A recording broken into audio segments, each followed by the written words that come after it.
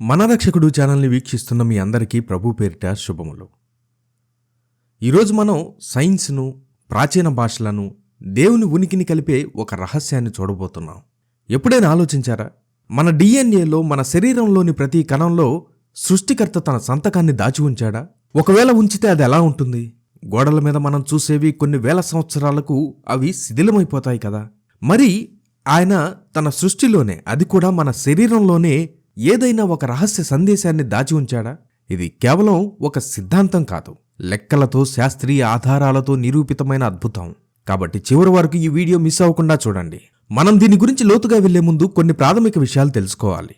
మీకు తెలుసా, ప్రపంచంలోని ప్రతి ప్రాచీన అక్షరమాల ఆది నుండి, అంటే అవి సృష్టించినప్పటి నుండి ప్రతి అక్షరానికి ఒక రహస్యమైన సంఖ్యను కలిగి ఉంది. ఇది చాలా వింతగా అనిపించవచ్చు, కానీ ఇదే నిజం. ఈ అక్షరాలకు సంబంధించిన సంఖ్యాశాస్త్రాన్ని జామెట్రియా అంటారు. ఉదాహరణకు హీబ్రూలో ఆలెఫ్ అంటే 1, బేత్ అంటే 2. ఇలా ప్రతి అక్షరానికి ఒక సంఖ్య ఉంటుంది. ఈ సంఖ్యలు కేవలం లెక్కల కోసం కాదు, వాటి వెనుక లోతైన అర్థాలు, కనెక్షన్లు ఉన్నాయని ప్రాచీన పండితులు నమ్మేవారు. ఇప్పుడు అసలు విషయంలోకి వద్దాం. ఈ జామెట్రియాకు మన డిఎన్ఏకు సంబంధం ఏంటి? మన చుట్టూ ఉన్న ప్రతి వస్తువు మూలకాలతో, ఎలిమెంట్స్తో తయారైంది కదా. ఆ మూలకాలకు ఒక అటామిక్ మాస్ ఉంటుంది. ఈ అటామిక్ మాస్ నెంబర్స్ను మనం చిన్నప్పుడు స్కూల్లో కెమిస్ట్రీలో చదువుకున్నాం. ఈ మాస్ నెంబర్స్ విలువ ప్రాచీన అక్షరాల సంఖ్యకు సరిపోతాయి అంటున్నారు. మన డిఎన్ఏలో 4 ప్రధాన ఎలిమెంట్స్ ఉంటాయి. అవి హైడ్రోజన్, నైట్రోజన్, ఆక్సిజన్, కార్బన్. ఈ ఎలిమెంట్స్ యొక్క అటామిక్ మాస్ని గమనిస్తే వాటి సంఖ్యా విలువలు 1, 5, 6, 3 అనే సంఖ్యలు వస్తాయి. మనం గనక సృష్టిలో ఒక ఇంటెన్షన్ నమ్మితే, సృష్టికర్త తన సంతకాన్ని ఎక్కడో ఒక చోట ఉంచి ఉంటాడని అనుకోవడం సహజం. కొన్ని వేల సంవత్సరాలకు శిథిలమైపోయే దేవాలయ గోడల మీద కాకుండా, తన సృష్టిలోనే, మన శరీరంలోని అతి ముఖ్యమైన భాగంలో, డిఎన్ఏలో ఆ సంతకాన్ని ఉంచడం ఎంత ఆశ్చర్యం. ఇదొకసారి చూడండి. హైడ్రోజన్, దీని అటామిక్ మాస్ 1. ఇది హీబ్రూ అక్షరం యూద్కు అనుగుణంగా ఉంటుంది. నైట్రోజన్, దీని అటామిక్ మాస్ 5. ఇది హీబ్రూ అక్షరం హేకు అనుగుణంగా ఉంటుంది. ఆక్సిజన్, దీని అటామిక్ మాస్ 6. ఇది హీబ్రూ అక్షరం వావుకు అనుగుణంగా ఉంటుంది. 4వదిగా కార్బన్, దీని అటామిక్ మాస్ 3. దీని హీబ్రూ అక్షరం గిమ్మెల్కు అనుగుణంగా ఉంటుంది. ఇక్కడ ఒక ప్రశ్న రావచ్చు. ఆధునిక సైన్స్ మూలకాలు, వాటి సంఖ్యలు, ప్రాచీన హీబ్రూ అక్షరాలు, వాటి సంఖ్యలు, వీటి మధ్య సంబంధం ఏంటి అని. ఇప్పుడే మనం చూసాం కదా, మన డిఎన్ఏలోని ఈ 4 మూలకాలు, హైడ్రోజన్, నైట్రోజన్, ఆక్సిజన్, కార్బన్, వాటికి అనుగుణమైన హీబ్రూ అక్షరాలతో కలిపినప్పుడు ఒక అద్భుతమైన విషయం ఏర్పడుతుంది. అదే YHVG, యూద్ హే వావ్ గిమ్మెల్. హీబ్రూలో YH లేదా యాహ్ అనేది దేవుని పేర్లలో ఒకటి. బైబిల్లో చాలా చోట్ల యాహ్ అనే పదాన్ని దేవుని మహిమను, నిత్యత్వాన్ని సూచించడానికి వాడతారు. ఉదాహరణకు హల్లెలూయా అంటే యాహ్కు స్తుతి లేదా దేవునికి స్తుతి అనే అర్థం. కాబట్టి YH అంటే దేవుడు లేదా నిత్యుడు అనే అర్థం వస్తుంది.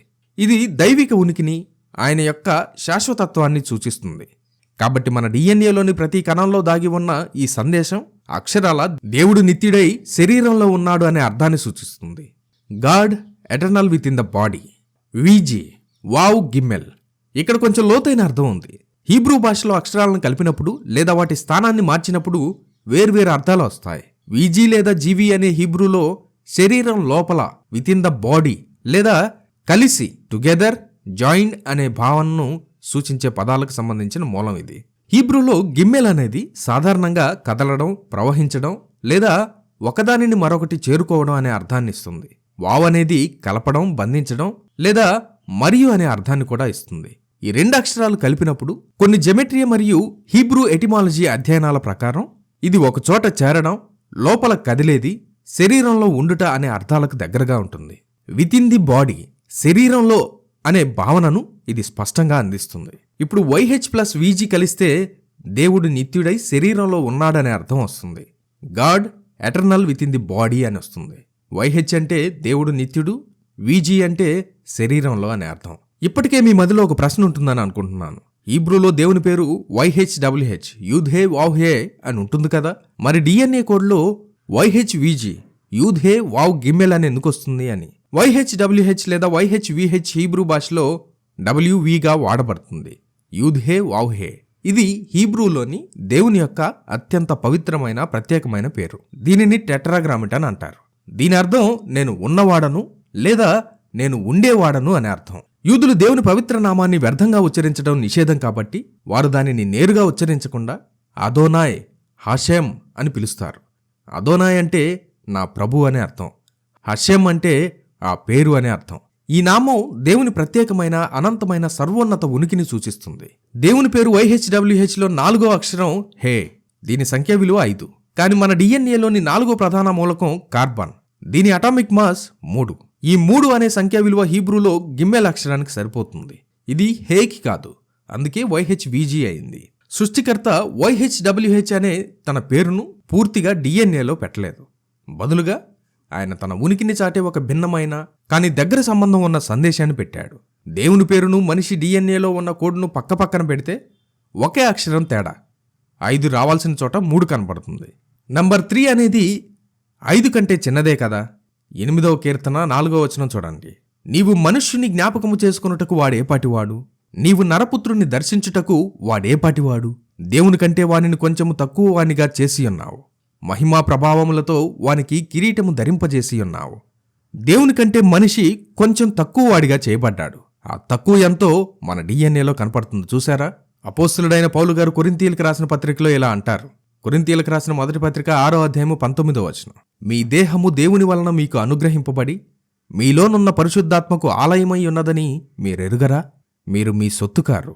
ఇక్కడ పౌలు గారు మీ దేహం పరిశుద్ధాత్మకు ఆలయం అని స్పష్టంగా చెప్తున్నాడు. మన డిఎన్ఏలోని YHVG సందేశం దేవుడు నిత్యుడై శరీరంలో ఉన్నాడు అని చెప్పినప్పుడు అది బైబిల్ వచనానికి శాస్త్రీయంగా భాషాపరంగా ఒక లోతైన రుజువునిస్తుంది.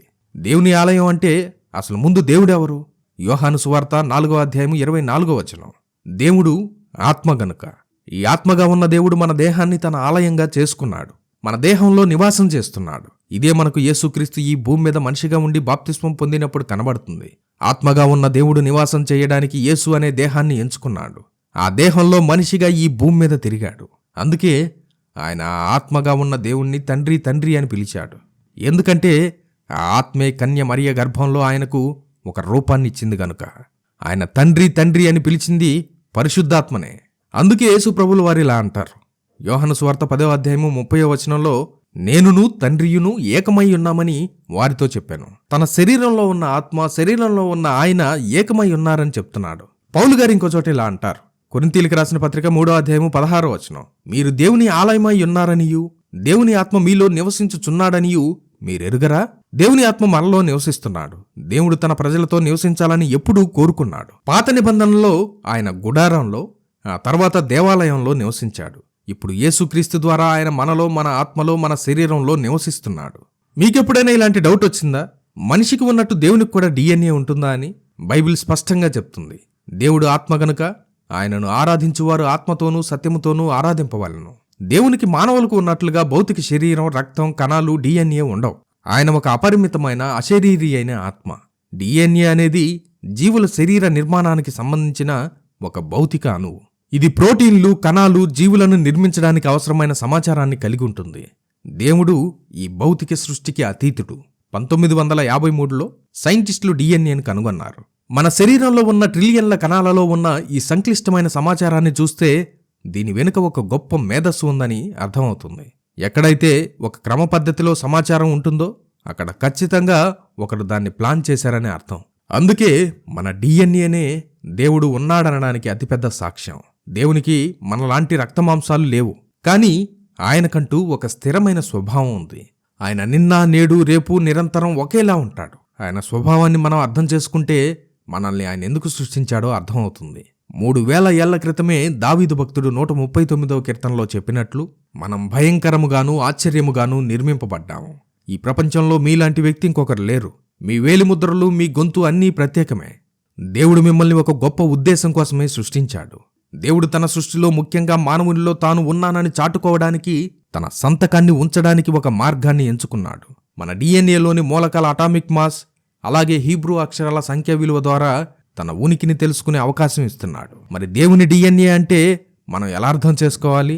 దేవుని భౌతిక డిఎన్ఏ లేనప్పటికీ ఆయనకు సంబంధించిన కొన్ని లక్షణాలను మనం దైవిక డిఎన్ఏగా, ఆధ్యాత్మికంగా అర్థం చేసుకోవచ్చు. బైబిల్ ప్రకారం ఆదియందు వాక్యముండెను, వాక్యము దేవుని యొద్ద ఉండెను, వాక్యము దేవుడై ఉండెను. దేవుని వాక్యం అనేది ఆయన స్వభావం, ఆయన ప్రణాళిక, ఆయన లక్షణాలను వెల్లడిస్తుంది. ఇది భౌతికంగా DNA కానప్పటికీ ఇది దేవునికి సంబంధించిన సమాచారం, ఆయన ఉనికి యొక్క మూలసారం. మన DNA ఎలా మన గురించి అన్ని వివరాలను కలిగి ఉంటుందో దేవుని వాక్యం ఆయన గురించి అన్ని వివరాలను కలిగి ఉంటుంది. దేవుడు ఒక సంకల్పాన్ని, ప్రణాళికను కలిగి ఉన్నాడు. ఆయన ప్రతి సృష్టి వెనుక ఒక ఉద్దేశం ఉంది. మన DNAలోని YHVG అనే కోడ్ ఆయన సంకల్పానికి, ప్రణాళికకు ఒక నిదర్శనం. మనిషి దేవుని పోలికలో సృష్టించబడ్డాడు. అందుకే దేవుని గురించి అనే అన్వేషణ మనలో ఎల్లప్పుడూ ఉంటుంది. కానీ ఆ అన్వేషణ మనం మనిషిగా ఉండి చేయలేం కాబట్టి దేవుడే మనల్ని వెతుక్కుంటూ వచ్చాడు. మనిషిని పాపం నుండి విమోచించాడు. మీ అంతట మీరు రాలేరు. యేసు అనే మార్గం గుండా రమ్మని మనకు దారి చూపించాడు. దేవుడు విశ్వమంతటికీ అధిపతి మాత్రమే కాదు, ఆయన మనకు చాలా దగ్గరగా ఉండే వ్యక్తిగత దేవుడు. సముద్రపు ఇసుక రేణువుల కంటే ఎక్కువగా ఆయన ఆలోచనలు మన గురించున్నాయి. మనతో మాట్లాడాలి, మనల్ని ప్రేమించాలి, మనతో నడవాలని ఆయన పోలికలో మనల్ని సృష్టించుకున్నాడు. ఒక మనిషికి ఈ భూమి మీద అన్నిటికంటే గొప్ప అవసరత ఏదో కాదు, తన సృష్టికర్తను ఎరిగి ఆయనతో సహవాసం చేయడం మాత్రమే. ఎవరైనా ఇంకా జీసస్ కమింగ్ సూన్ అనే బుక్ని ఆర్డర్ చేసుకోకపోతే ఇప్పుడే స్క్రీన్ మీద ఉన్న నంబర్కి వాట్సాప్ చేయడం ద్వారా మీరు ఆ బుక్ని ఆర్డర్ చేసుకోవచ్చు. దేవుని రాకడకు సంబంధించిన అనేక విషయాలను, సూచనలను ఈ బుక్లో మేము రాశాం. ఇంకా వివరంగా చెప్పాలంటే వాటిలో ఉన్న విషయాలను నేను ఇంతవరకు వీడియోలు కూడా చాలా వరకు చేయలేదు. సో ఈ బుక్ని అసలు మిస్ అవ్వకండి. ఈ అంత్య దినాలలో మనకు సిద్ధపాటును కలుగజేసే అనేక విషయాలను ఈ బుక్లో పొందుపరిచాం. స్క్రీన్ మీద కనిపిస్తున్న నంబర్కి ఇప్పుడే వాట్సాప్ చేయడం ద్వారా మీరు ఈ బుక్ని ఆర్డర్ చేసుకోవచ్చు. Jesus coming soon, so be prepared. మేఘమామనునై వచ్చుచున్నాను, రాజాగే రాజు మహిమాన్వితుడే